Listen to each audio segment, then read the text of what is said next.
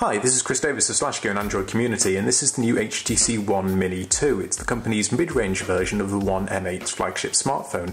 As you can see, it has a similar aesthetic to the One M8, so you get the same brushed metal casing, but only this time it's considerably smaller, with a 4.5-inch 720p display rather than the 5-inch panel on the One M8.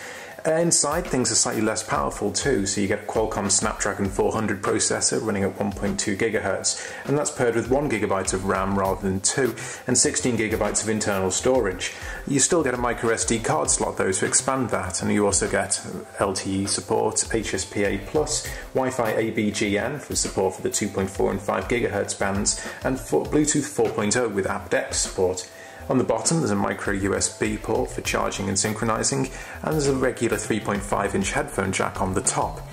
On the back is one of the other key differences from the One M8, whereas that camera has HTC's innovative depth sensor. Using a second camera sensor on the top, the One Mini 2 uses a single camera instead. It also loses out on ultra-pixel technology, and instead HTC have fitted a 13-megapixel backside illuminated sensor with an f2.2 lens. That gets a LED flash, though it only supports one colour unlike the multi-tone LED flash on the One M8, but you do get 1080p full HD video recording. You can't, however, shoot Zoe videos.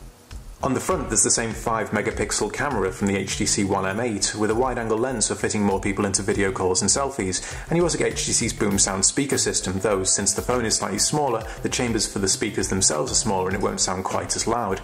You also get a separate amplifier for the headphone jack. HTC Sense 6.0 is running on top of Android 4.4 KitKat, so you get things like Blink Feed to pull together your social networking updates and news.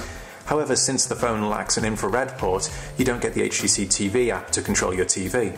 Inside there's a 2100 mAh battery, which HTC says should be good for more than a full day's use, and you also get the same extreme power saving mode as on the One M8, which cuts background data and limits what you can access to a small portfolio of apps.